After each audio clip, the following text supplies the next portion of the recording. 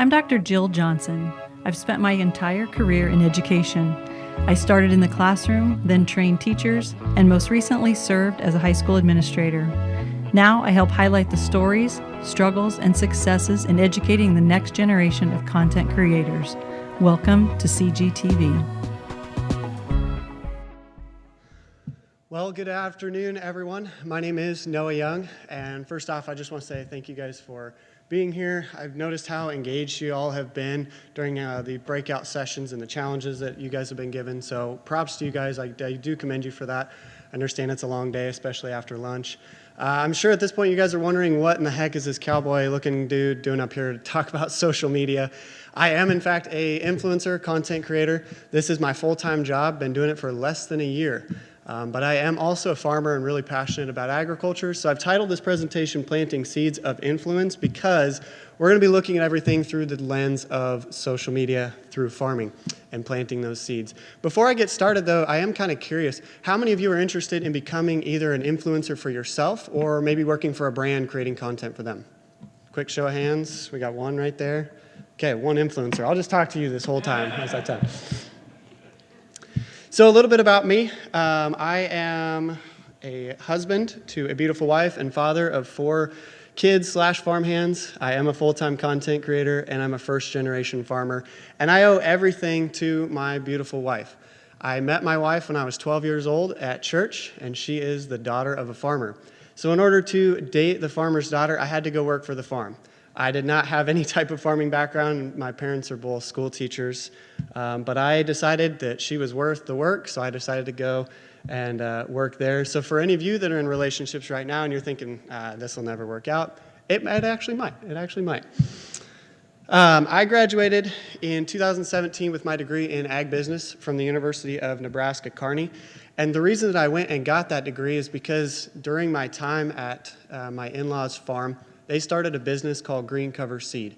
And there I just really learned a lot about regenerative agriculture, soil health, stacking enterprises, and wanted to learn more about the industry as a whole. So I graduated from Kearney in 2017, and after that I took a full-time position in sales for my in-laws' company. But I was also the Gen Z hire. I was the token youngest person on staff, so they said, we're going to hire you in sales, but you're also going to be tasked with running our social media department. And I guarantee you there's people in this room, you're going to get hired at a position, and they're going to say, hey, you're the youngest person here. You have the most experience. Why don't you run our social media page? It will happen, I promise you. I know 3 friends that I graduated with that didn't go into marketing at all, and now this is what they do because they just happen to be the youngest person that works there. So during that time, as the company grew, so did my role in marketing. I ended up doing things like running all the print advertising.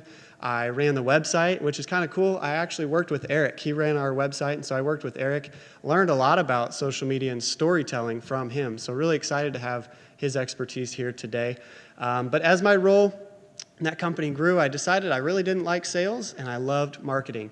So I did that for 3 years and really enjoyed what I was doing until the pandemic happened.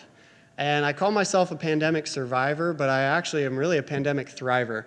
What I didn't realize is that the pandemic was actually absolutely going to change my life for 3 reasons.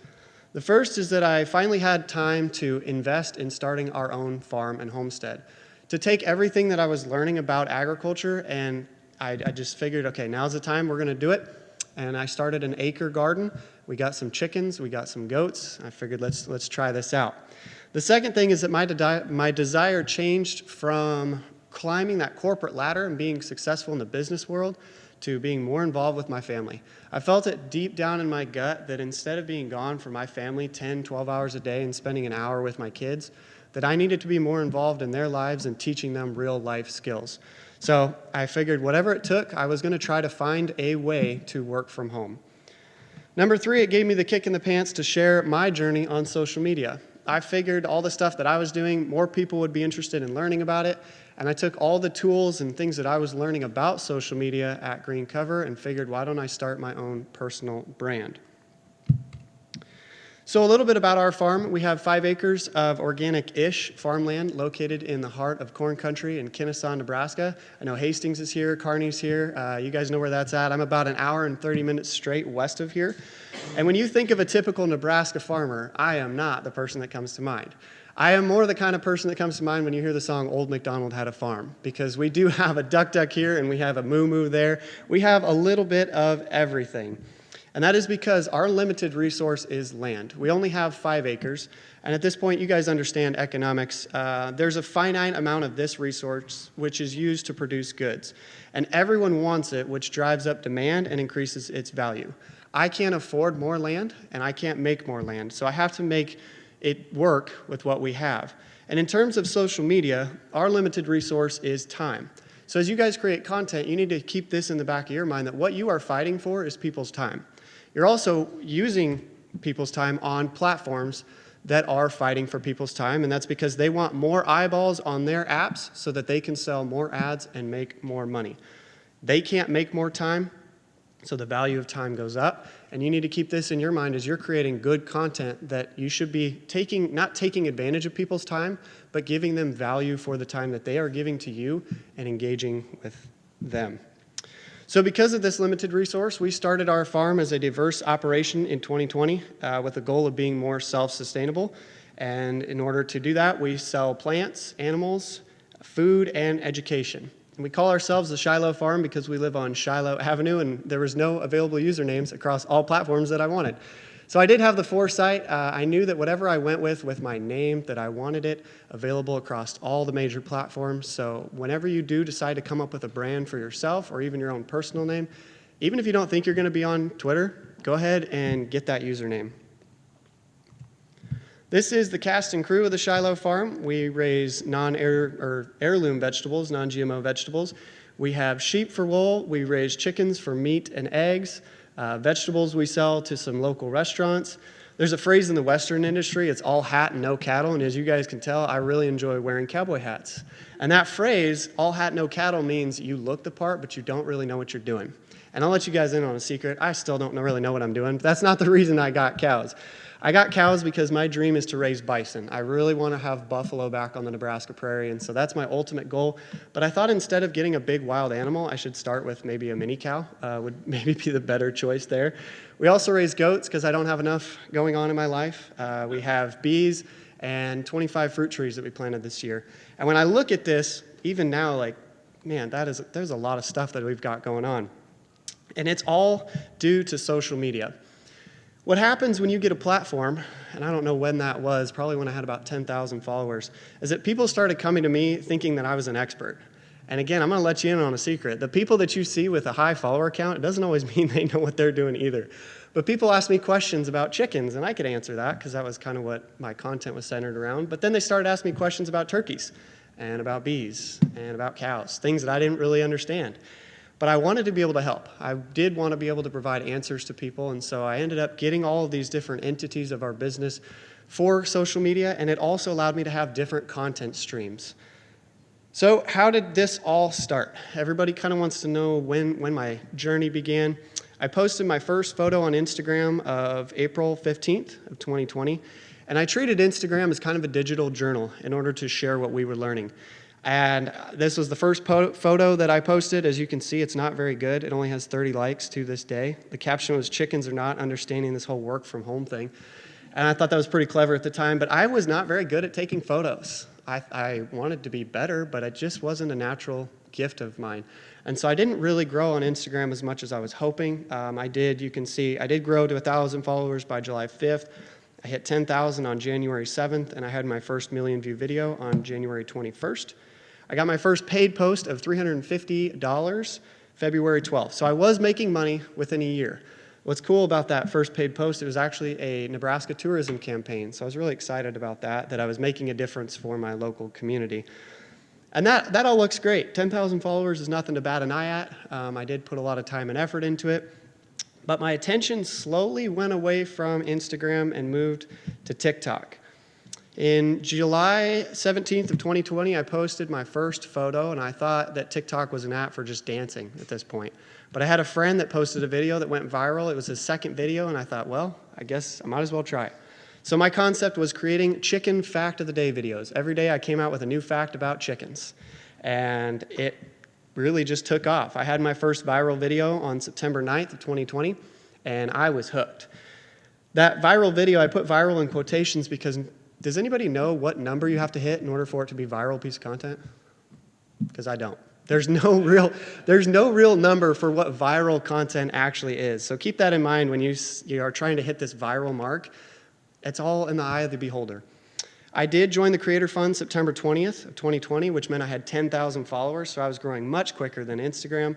And I had my first million view video October 18th, and I hit 100,000 followers by December 17th. So looking at that, within 6 months, I gained 100,000 followers. That has been 3 years ago. So at this point, you would expect me to have millions and millions of followers, and that is not the case. I am not at 1 million followers yet. I'm sitting here twiddling my thumbs, waiting to get to 1 million, hopefully by Christmas. But it's interesting, as I grew in this journey, I realized while followers is really what I chased after because it's a vanity thing, my attention slowly shifted about a year ago to how much money are you making? Because if you're making $10,000 with 1,000 followers, is that better than having 1 million followers and only making $1,000? I'd much rather have the money than the follower count. So that's something also that I want you guys to think about is this follower count is great, but what's the value that you're getting out of what you're doing? It doesn't have to be money for you. Maybe it could be influence. You can have a lot of influence and not have this many followers. What did absolutely change my life when it came to the finance side was Instagram. Now, I mentioned that I was really bad at taking photos, but what I was good at as I honed my skill was creating video content. And I had grown to 32,000 followers by July of 2022 last year. But at this time, Instagram, Facebook, and YouTube really wanted to copy TikTok. They saw that video content was just the place to be. Eyes are on the app for much longer with video content than they are for photos. So I'm very biased. A lot of this advice is going to come down to video content just because I do think that video is king. Not for everybody, but that's my experience. So they started really pushing video content on Instagram, and I grew to 200,000 in less than a month. That allowed me to get my first paid post of over $1,000 in August, and I finally went part-time September of 2022. Not just due to Instagram, I had other revenue streams that we'll touch on in a little bit, but that really solidified, gave me the ability to kind of take that leap of faith and go part-time. What allowed me to then quit in December was this monthly partnership in October of 2022. I had one company that I worked with where I posted 2 videos for them a month, and I got $3,000 a month. I felt like at that point I could cover all of my bills, and I locked them into a 6-month contract so that I knew I had consistent income coming in before I just quit and put all my eggs into one basket. So how did I get here? How was I able to provide? My wife stays at home. I've got the 4 kids. How am I able to provide for them just purely based off of social media? And as I got asked that question, for a while, my answer was like, I'm just lucky, I guess. I don't know. There is a lot of luck that goes into this, you guys. Sometimes it's better to just be lucky than good. However, the more that I reflected on this journey, I realized that I actually did a lot of planning and a lot of hard work went into creating my brand on social media. And I treated it a lot like how I treated our farm. So what I'm going to do today is give you some tips. I am not an expert at all. In fact, there's other people, the speakers here earlier this morning, probably have more expertise and experience than I do. But what I can do is share with you the tips that I have learned and give my experience, and hopefully that is helpful for you guys as you go out into the world and you create content either for yourselves or for brands or companies that you want to work with. And the first step when I looked at creating our farm and my profile was planning. You can't just go into this without any type of planning whatsoever. I love this quote from Benjamin Franklin. He says, by failing to prepare, you are preparing to fail. You can do this without any type of planning whatsoever, and you might actually find some success. You might get lucky, but it's not going to be long-term. It's not going to be sustainable. And my goal today is to give you guys tips to set you up for the long term, not just how to get a few followers within a month. I'm not really concerned about that. I'm concerned about setting you up for the rest of your life. So what I've done is put together 7 tips of how to plan before planting. Before I plant any seeds, I spend the wintertime researching what type of seeds I'm going to be putting into the ground and making a plan for what I want out of this year on our farm. The first thing is find your passion. I labeled this, don't plant peas. And that's because the first year that I started our farm, we planted peas. And I absolutely hate peas. I don't like them whatsoever. So what ended up happening through the course of that year is they were the last thing that I planted. They never got weeded. I hardly ever watered them. And at the end of the year, I really didn't get hardly anything to harvest. And I'm slow. I'm a slow learner. So I ended up planting them a second year. I did the exact same thing. It was even worse. I don't think I harvested any peas. Social media is the same way. You can do what you're told, create video content. I could sit up here and say, you should be making videos. But if you don't like making videos, it's not going to pay off for you in the end. Focus on what you're passionate about. Tell your story. If you really are passionate about underwater basket weaving, there's not going to be a huge audience that's going to want to listen to you, but I guarantee you there are other people that are passionate about that. So tell a story that is authentic to you, because it's always going to perform better than forced content. You in this room, this generation, is so good at sniffing out fake. I think that's a real skill that you guys have, is being able to sense authenticity and authentic content. Be passionate about what you create, because you're going to have to rinse, reuse, and repeat. As you get started on these platforms, they don't know anything about you. They don't know anything about the brand that you are representing. So you're going to have to create content, and once it works, once you throw stuff at the wall and you find something that is working, you're going to have to rinse it, reuse it, and repeat it. Find things that are repeatable, which means you're going to have to study the niche that you are in. Now, as you grow, you can expand out of this. Like I said, I started in chicken content, and I got pigeonholed as the chicken guy. I'm still known as the chicken guy of TikTok, even though I don't make a ton of chicken content anymore. I branched out, but at the beginning, it was all chicken related. So you're going to have to study chickens. You're going to have to study what you're passionate about and study the platforms that you are on. Identify your goal. It is perfectly fine if your goal is just to have fun. If you just want to post fun videos and make people laugh, that's totally fine. If you want to treat this as a business, however, you kind of need to know how you're going to want to make money off of the platforms and the content that you create. Do you want to sell merchandise or a tangible good, or do you want to set yourself up as an affiliate where you're just selling affiliate links? Maybe you want to sell a course in education. Maybe you don't even really want your own brand or to make videos for yourself, but you want to make videos for other companies in UGC content, user-generated content. Do you want to be famous? There's a lot of people out there. I was just talking with Eric. He said he doesn't actually like being in the photos or the videos that he does. He would rather give the advice to the companies. You can totally do that. Or you can use these platforms to create a name for yourself and become the next Mr. Beast. Maybe you just want free stuff. All these things are totally fine. They're totally viable options with social media, but you have to have an understanding of what you want out of it before you begin.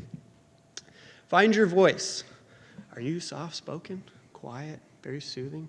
Or are you really upbeat and full of energy, just constantly talking? All of these things are really important to figure out when you start creating content, because your audience wants to get to know you. And the best way that they get to know you is by understanding your voice. And that comes by creating consistency in your content, not just in how you speak, but how the videos are edited. Do you like a lot of quick cuts? Everything's like 3 seconds and then it cuts to a new thing. Or do you like long-form content? You prefer having just a sit and have a conversation with somebody. Do you add text to your videos? If so, what font are you going to have? Because all of these branding things provide coherency to your content, and again, provide a voice that's consistent so that your audience they're never questioning, like, I don't even understand this guy. One day he does this and the next day he's doing that. They feel comfortable when your content is consistent, and that's what causes them to follow you. One way to help create consistency in your voice is by establishing some rules. Are you family friendly? Or do you cuss and swear? Do you discuss politics and controversial issues? All of these things do have implications on working with brands if that's what you desire, and so having that understanding is really important. I had a video of me feeding Pop Rocks to my chickens. I don't even know why. I thought it was kind of funny. And I had a brand about a year after I posted that video said that they did not want to work with me because I had a video where I was inhumanely treating the chicken. So I had to delete that video. Had I been thinking about that ahead of time, I probably would not have fed my chickens Pop Rocks, but it was funny at the time. Establish what your character is. Are you a bad boy? You can set yourself up. I would not recommend setting yourself up as the bad boy, but you can absolutely do that. Are you edgy? I like setting yourself up as a guide. We talked about storytelling earlier today. Set yourself up as someone that can help people, not as the hero, because people want They want to feel like you're helping them succeed in life, not just watching you succeed. Establishing maybe an alter ego. I have friends like Granger Smith, Gatlin Didier that create these alter egos. It allows them to say things with their character that maybe they otherwise wouldn't, and it allows you to have a little bit of privacy. Identify your audience. Labeled this one, Who Eats Okra? And that's because at my time at Green Cover, I learned that okra grows really well in Nebraska. So I thought, man, nobody else grows okra around here. I'm going to grow a lot of okra. And I grew a great crop of okra. And guess what? Nobody eats okra in Nebraska. Didn't happen. So I wasted a lot of okra.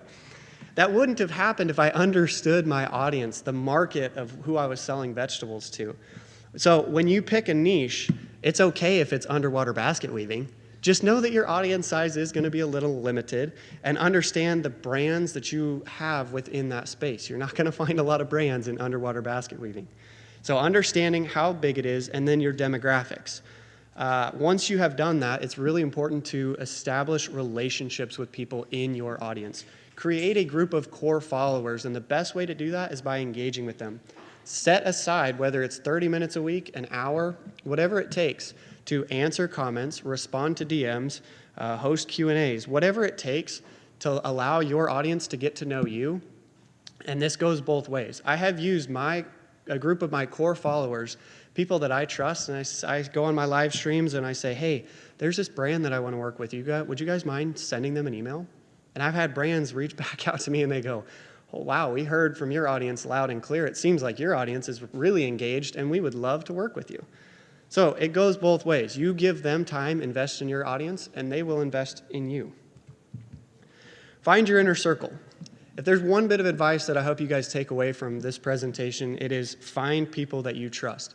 Not just in social media. We're going to be talking about that today, but finding people that can iron sharpens iron and build off of each other. At the end of the day, quality content wins. So if you were to post a video today with 0 followers, but it's the best video in the world that's ever been made, and you have 0 followers, I guarantee you that video will go viral. It's because it's good content. So good content wins. And the best way to create good content is to have friends that are going to roast the heck out of it. You need to learn from what you're producing. If you make one video a week and you learn one thing of what to do or what not to do from that video, at the end of the year, you've learned, 52 things? It's not bad. It's a good way to learn. But if you have 5 friends that are all posting and they're all sharing their comments back and forth to each other, and they're saying, oh, I didn't like that you did that. I think you should do this differently. At the end of the week, you've all learned 5 things. At the end of the year, you've learned 260 things of what to do and what not to do and how to make better content. Think about how much further ahead you're going to be in 5 years as a group of 5 people than the person that's going it alone. So find your inner circle. Surround yourself by smart people. You should never be the smartest person in the room. For me, that's pretty easy. It might be pretty easy for some of you, I don't know. But for me, it's not hard to find smart people, so find those people, ask them questions. My recommendation is find 50 people that are in your niche of content and 50% that are outside your niche. And the reason I say that is because the 50% in your niche are going to be able to help you with questions that are very specific. If I have a question about a chicken that's not laying an egg, I can go to someone in my group and say, hey, I got this comment, how do I answer them? I've not experienced this before. 50% outside your niche, I have friends that do Amazon affiliate work. I have friends that do lip syncing. I have friends that do direct-to-consumer marketing, all in the content space. And it's surprising how often I go to them with questions I never would have thought. I never really planned on selling Amazon stuff, but when I decided I wanted to give it a try, I had a resource there ready to go. Then collaborate with your inner circle. Collaborating is a great way to grow. It allows you to be introduced into their audience, and it allows your audience to get introduced into to somebody that you trust and value. But don't trust everyone. It's really tough to separate a collaboration in people's minds. I've seen too many times where person A does a collab with person B, and people love that. I know, do you guys, when you scroll and you see that someone collaborated with another person that you follow, it's really exciting. You feel like 2 worlds have collided. And all of a sudden you've made that connection in your head.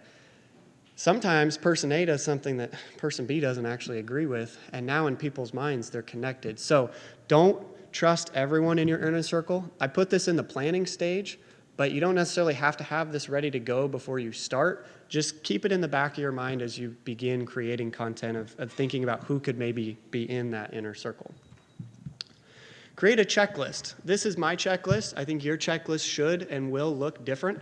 But creating a checklist allows you to, again, have consistency in your content. The first thing I look at in my content is, does it have a hook?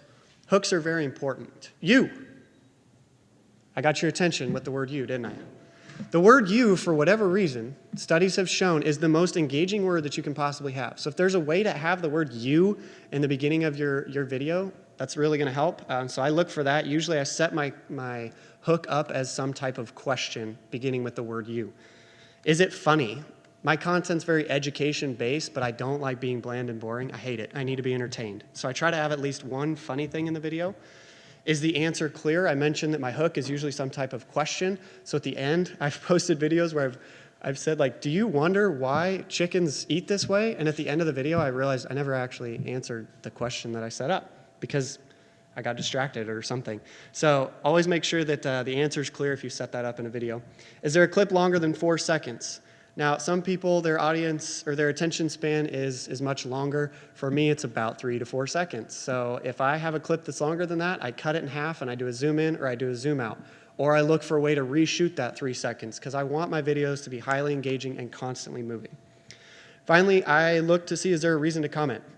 Not just because I want comments to drive the algorithm, but I'm looking for ways to engage with my audience. So whether that's something weird in the background or it's something funny that I'm wearing or I say something weird. I did a video this year where I gave a tip on how to grow the best watermelon.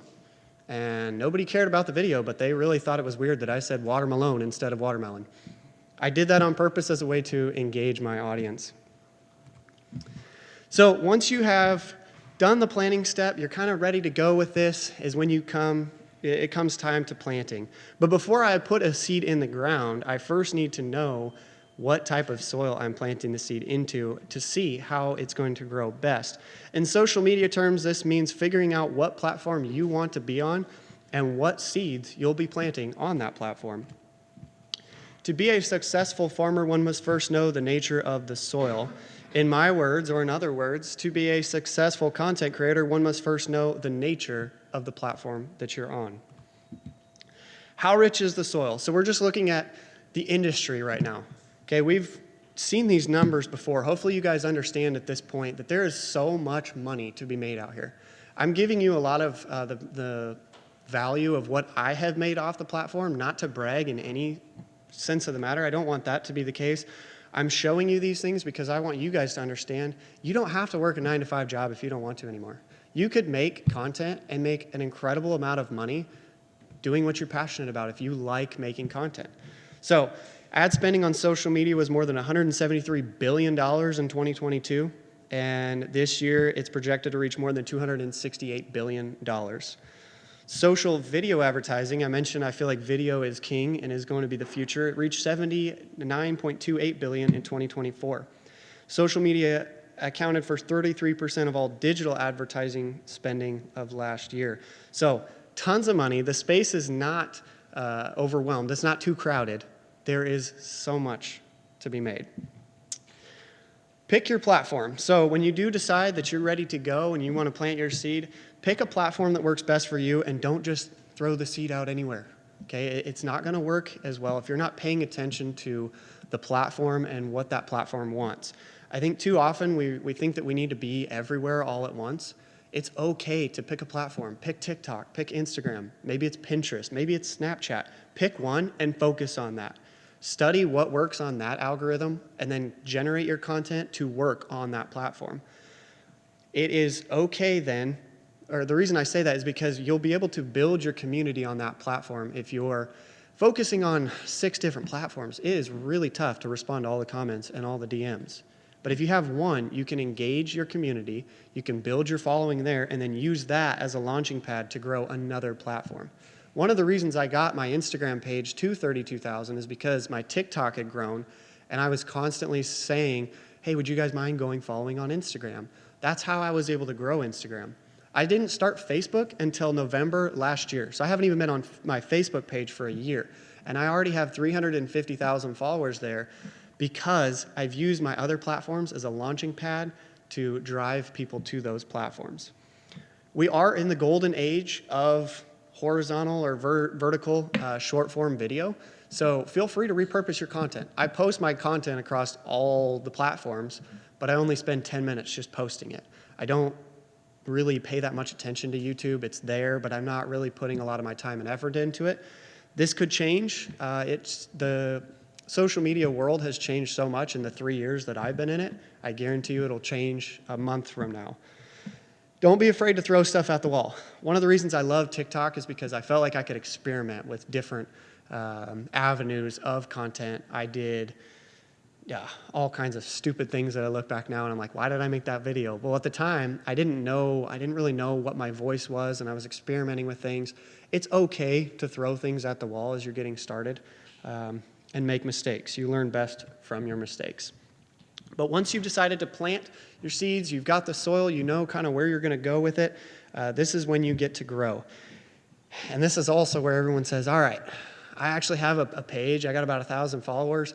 How do I get 1 million? What do I do to grow? Give me the steps. They want the silver bullet. And unfortunately, I can't stand up here today and give you that silver bullet. But what I can do is provide you with some information on how to best help. It's like when I start a farm. I can give you tips on how to grow carrots, but there's just too many variables that go into growing carrots to say that you're going to be successful in this, because you have location differences, there's weather differences, rainfall differences. And these platforms are all continuing to expand and adjust, and they're constantly changing. And so there's many variables that come to these platforms. What I'm going to do is give you some general advice. I'm also going to put my contact information up here at the end. So if you have something really specific, feel free to reach out. I would love to help you with that. I love this quote from Betsy Collins. You have to get up and plant the seed and see if it grows, but you can't just wait around. You have to water it and you have to take care of it. At the end of the day, I'm not going to give you the silver bullet, because you're going to have to do the work for yourself and figure out how your content works best on the platform that you decide to be on. For Facebook, Facebook's an interesting one. The way that I have grown on Facebook is quantity over quality. And that's because Facebook right now is a platform, the majority of users aren't actually creating content anymore. They're sharing content. So have content that is easily shareable, and that means you don't actually always have to focus on quality.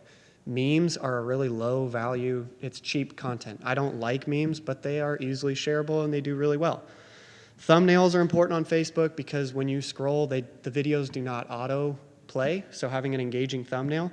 And engage with your audience. This is the #1 tip that I got on my professional dashboard from Meta last week, was respond to 49 comments so that your content will improve its performance. So Meta is admitting if you engage with your audience and you're responding to comments, they're going to push your video. Instagram is the opposite of that. Instagram's all about the aesthetic, right? When you're on Instagram, you want things to look good. And the quantity doesn't really matter. Now, the more content you produce, the more likely it is that you'll grow. But if you're producing cheap content that is just taking advantage of people's time, you're not going to grow. So focus on having good quality content. Make sure that the content you produce tomorrow is better than what you produce today. Have a clean and clear Instagram bio. Your bio is the most valuable real estate that you have. If I go to someone's profile and I see that they graduated from Hastings High and they are interested in vegetables, and I see maybe a garden picture or two on their page, it doesn't really tell me a lot about them. It doesn't say why I should follow them. But if I go to a page and it says I graduated with my degree in horticulture, and then underneath that it says providing fun tips about how to farm, now all of a sudden I know a little bit about that person, why I should follow them, and what I'm going to be getting out of their content. So have a really good Instagram bio. That'll help you grow and get followers. Write your captions for SEO. Instagram is trying to go away from hashtags and focus much more on what the description is in the caption. So be very descriptive in that. That is how they figure out what your content is about and how to push it, how it needs to be categorized and pushed to the right audience. And then collaborate. I mentioned that earlier with your inner circle. Instagram has the best tools in order to collaborate. They make it super easy, and it is one of the best ways to grow on this platform. For YouTube's at a great place right now. It used to be really tough because if you shot everything vertically, didn't really work on YouTube. But now with YouTube Shorts, they've actually divided everything out. where you get monetized separately on long form content versus short form. So you can pick either one. You can get paid for doing whichever one you feel the most passionate about. But you do have to create engaging thumbnails. That's one of the most important things. And your title is extremely important as well. The more niche you can be on YouTube, the better. The key to growing on YouTube is to not think about YouTube as a social media platform, but as a search engine. Because nobody really goes to YouTube just to kind of scroll and play around. Some people do, especially now. That's definitely gaining a lot of steam. But for the majority of people, they go to YouTube after they've searched something or because they have a question that they want answered. So put in your title a question, or put in your title the answer to a question that your audience is maybe asking. Again, I'm going to harp on this over and over. The only way that you know what kind of content to create is by having an engaged audience and asking them questions. Questions like, what content do you want to see more of? That is how you'll be able to grow. For TikTok, quality versus quantity is kind of a conundrum. And that's because when you get started on TikTok, they don't know anything about you. They don't know what your content is whatsoever. And so they're just going to kind of push it. And it's kind of cool. You noticed my viral video was in September. It was only about 6 weeks after my first post. And that's because there's been many studies that show around your 8th or 9th TikTok video, they're going to give it a huge boost and you're going to get tens of thousands of views. And the reason they do that is because it hooks you as a creator to create content. I'll never forget where I was when that happened, scrolling, refreshing my notifications, seeing 99 plus. And it hooked me. I was addicted. Now, I'll caution you, never get addicted to those notifications. If it was me, don't even look at notifications. It's pointless. It's a vanity thing. But it's okay if you want to get hooked and addicted to creating content. That's totally fine if it's something you're passionate about. And that's exactly what it did to me. So I started creating more and more content. I also have a friend, I know someone that produces some of the worst content I've ever seen. He just gets on videos where he's either in the bathtub or he's in the shower, just complaining about his day, complaining about people. It's nothing but terrible, terrible negative content. But he posts like 25 to 30 videos a day, and he grew to 37,000 followers in under like 8 weeks. It was remarkable because he just was posting all the time.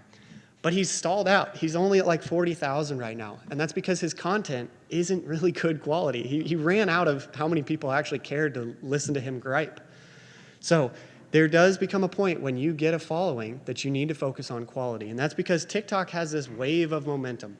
When your videos are better than the one that you posted yesterday and they continue to climb, you'll notice that your videos just keep getting pushed and pushed and pushed. And that's how you see these people go from 0 followers to millions overnight, is because they do the same thing over and over, and it continues to be good content, and that wave just keeps riding.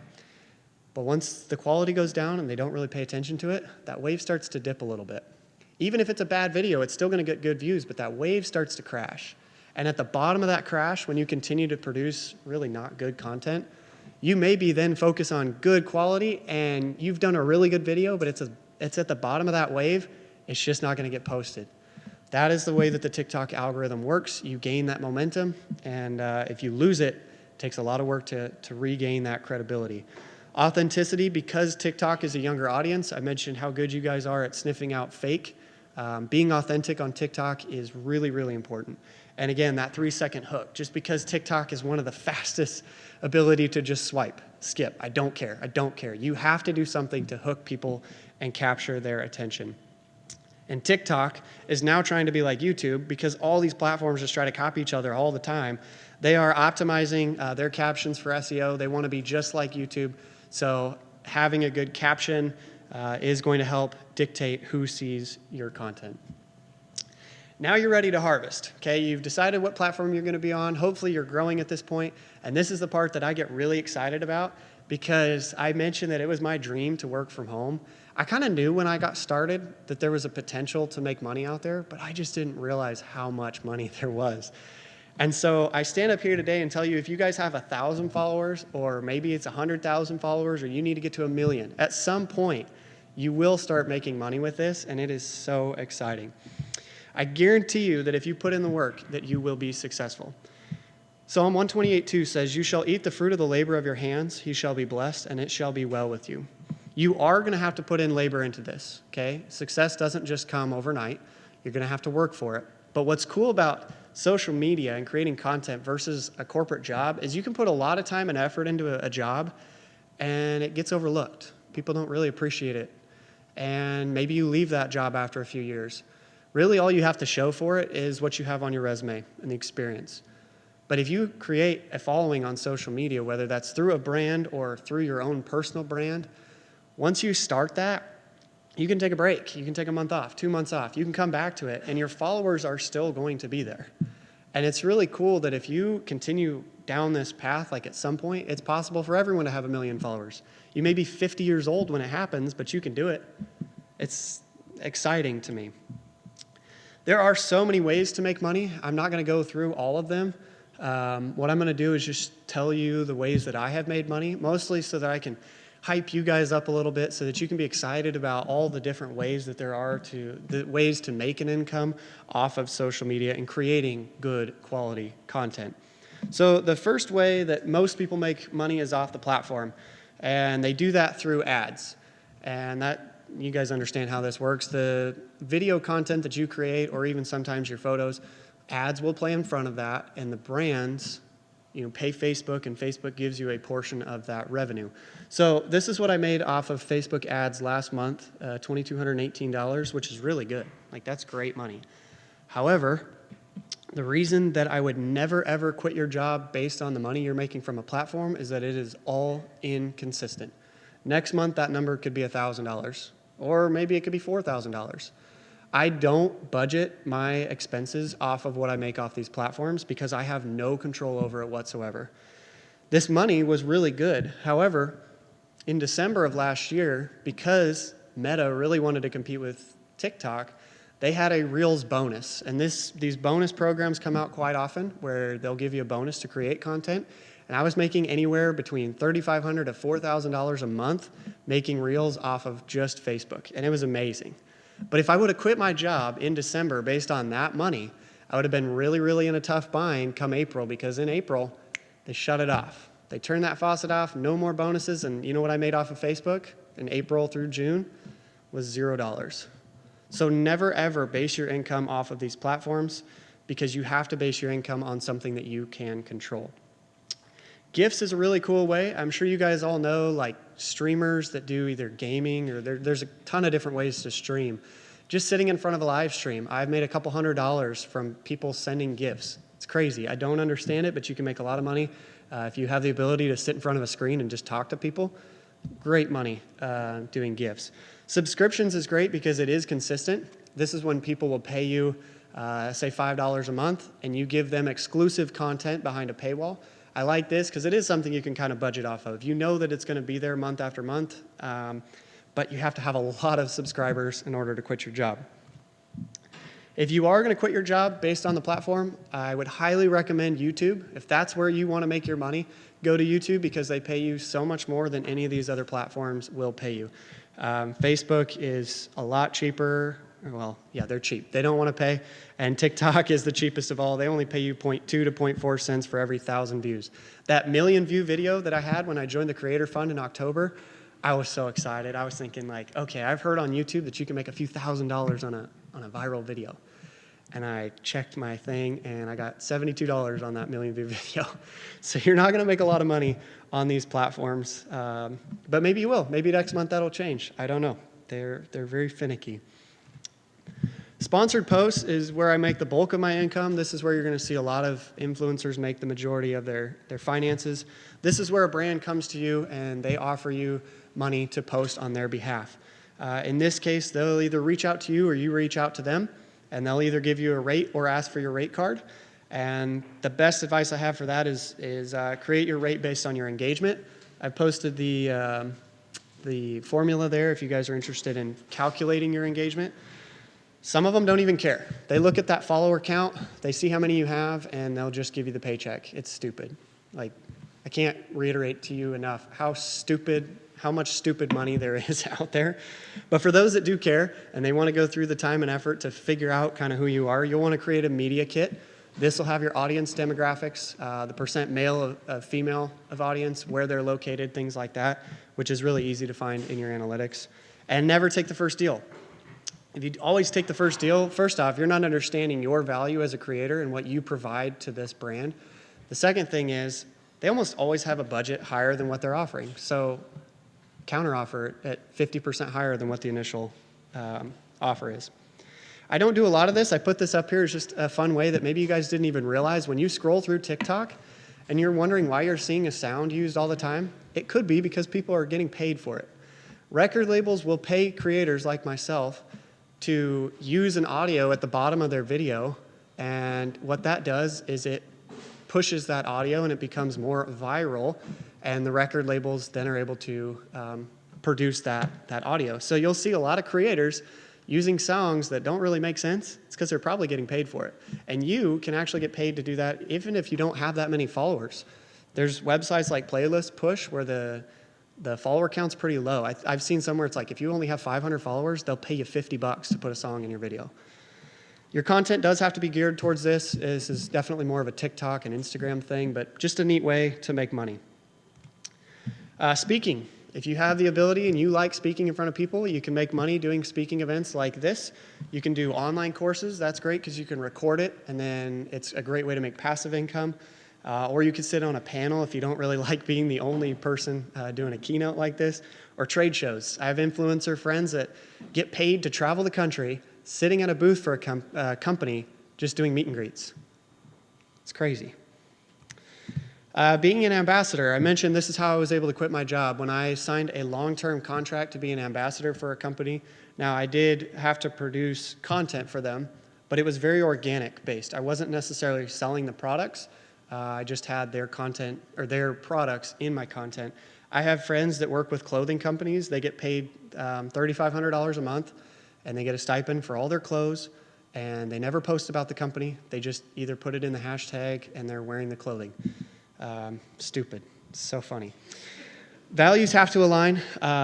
This is why I say think about your audience and the demographic that you're after. And what I say is, if you want to make money in this, pick a brand, pick 5, 10 brands that you want to work with long term and create content that's going to fit around their values and that brand.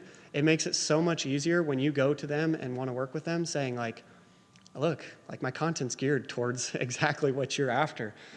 This is great because it provides organic representation. Your audience doesn't feel like they're being sold to. They just feel like, oh, this is cool. He's using something that maybe I want to use. User-generated content. This is what allowed me to quit my job. It wasn't just the monthly partnership that I was getting. It was the ability to create content for other companies that never went on my channel. That way, if my channel got taken away or I got banned for some reason, I could still make content for other brands. So I make videos for companies like Tractor Supply and their TikTok page. They pay me a set rate to make a video, and they post it as if it's them making the video. What you want to do is create a portfolio. You guys could do this today. If you have the ability to create content, I would highly recommend creating a portfolio. Go to any of these websites here and look for applications for UGC content. I think the most I've been paid is I got paid $1,000 to do a video for a gaming, like a mobile app, Clash of Titans or something. I made one video for them. I made $1,000. Stupid. Affiliate links. This is my least favorite way to make money, but it's really, really good if you guys are starting out because there's no shortage of opportunity. Again, this is something you guys could do tomorrow if you wanted. Just know that you work for them. The concept behind affiliate links is that you only make money when the company makes money. And the way that company makes money is by selling stuff. So you're selling for them. And usually your rate's only about 10 to 20%. So a lot of these start off as like clothing or makeup companies. And if you're only, say a clothing company where the average order size is $24, you're only making $2.40 on an order. So if the company sold you sold $1,000 or 1,000 orders for that company and they made $2,400, I'm doing my math wrong. I'm dumb. If they only make a few $1,000s, you're only going to make a few $100s. So it's not really worth it when you get to a point where you can make that money just off of a guaranteed sponsored post. This does dilute your value as well. So make sure that it is authentic to your content. If you're just taking every affiliate link that you possibly can, your audience is going to see that, right? They're going to be like, wow, this guy doesn't even use this product. He's just trying to make money. And they're not going to value you. They're not going to trust your opinion whatsoever. So make sure that what you're selling is authentic to you and your content. You can sell something. I like this because you do have control over what you sell. And this is something you can think about when you're creating content, is how you want to set yourself up. If you want to set yourself up to sell merch, that's a very popular one. I would recommend drop shipping if you do.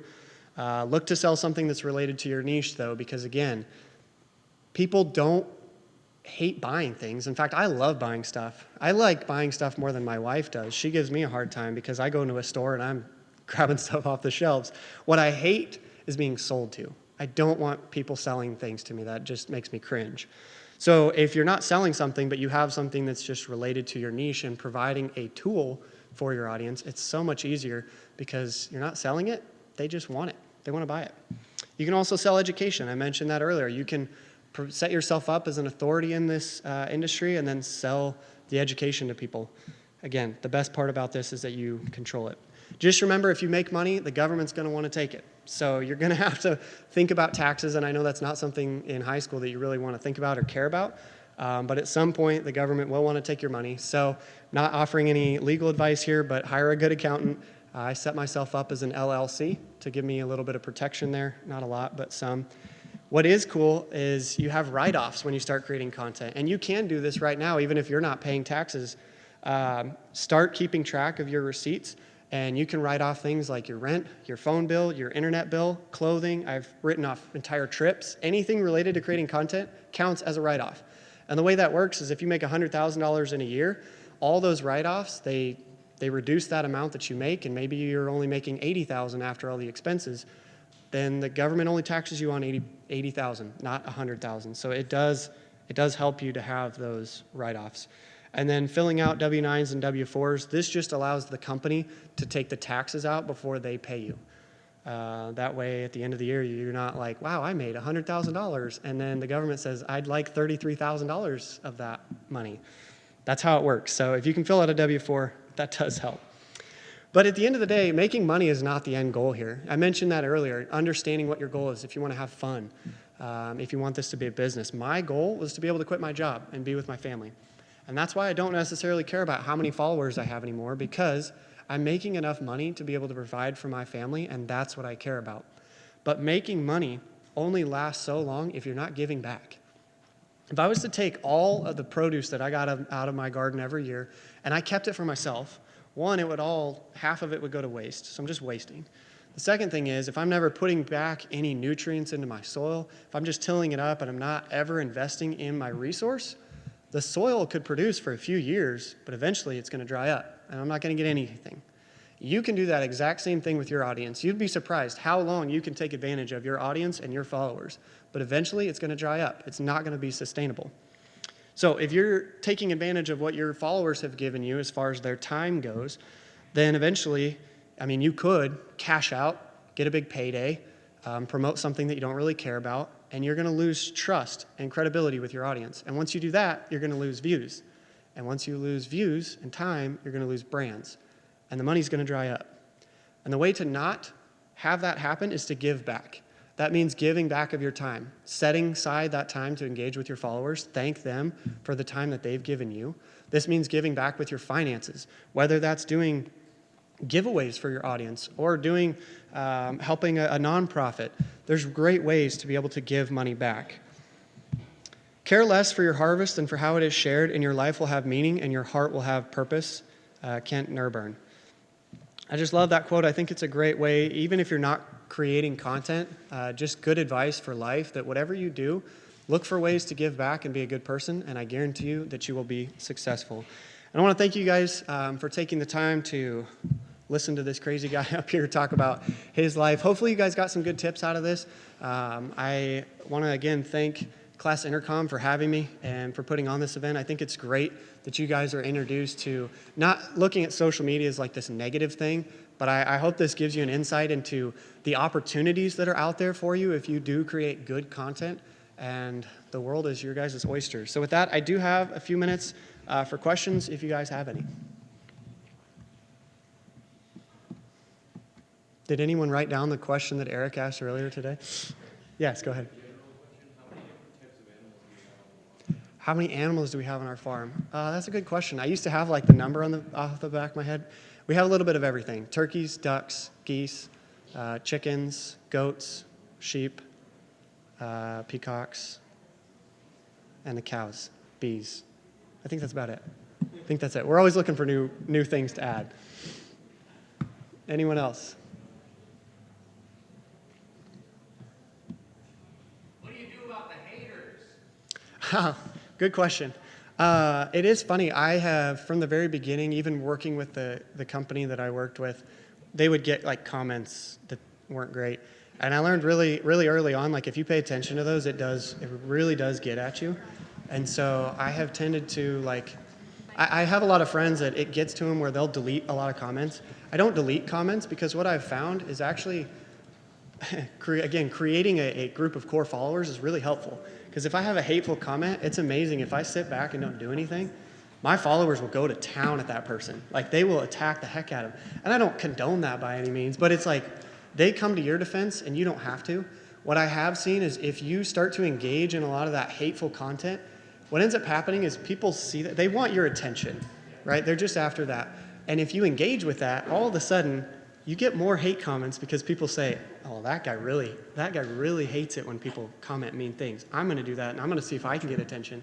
So my advice is just never engage with it. Like, literally ignore it.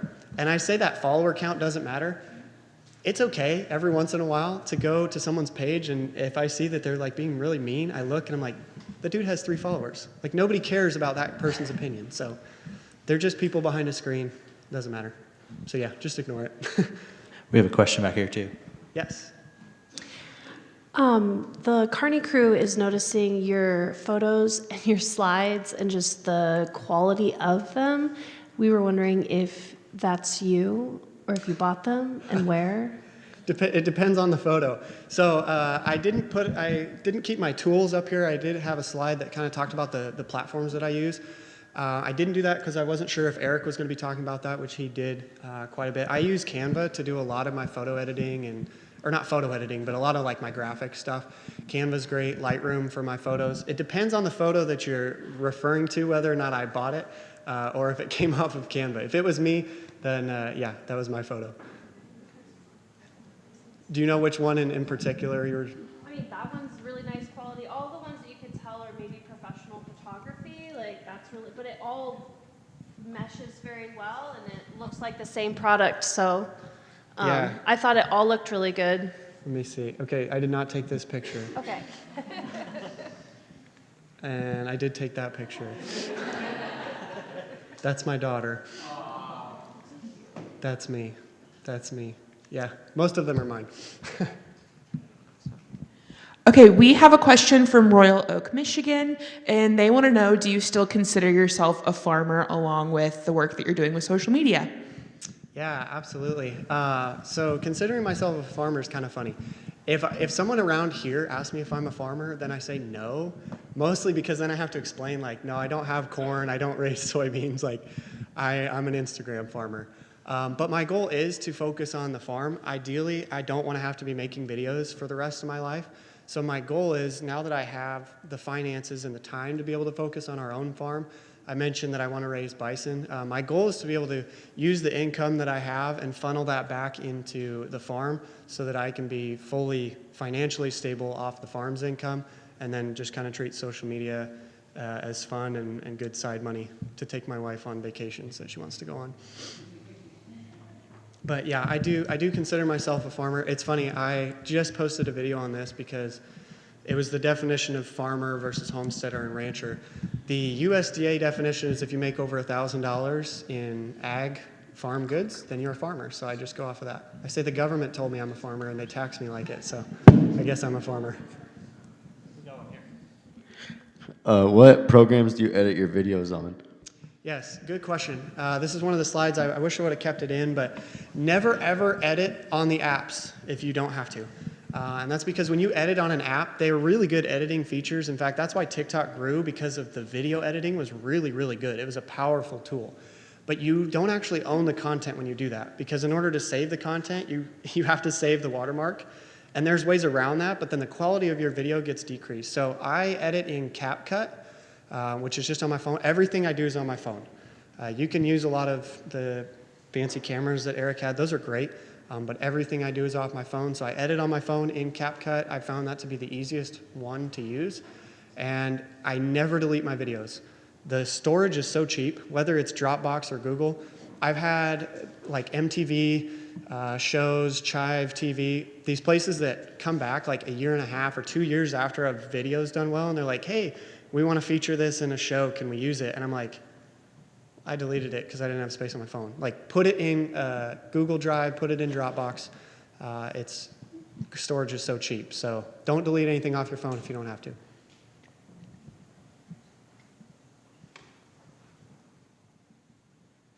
Anything else? Okay. If not, if you guys have questions but you're just shy, I'll put that back up there. You guys can send me an email, shoot me a text, or give me a call, or you can find me at any of the platforms at the Shiloh Farm. Would be happy. I'm really, really passionate about helping you guys out if this is something you want to do. So no questions too dumb or too small. And be happy to respond anytime. Again, thank you guys for your time, and you guys have been a good audience. Thank you.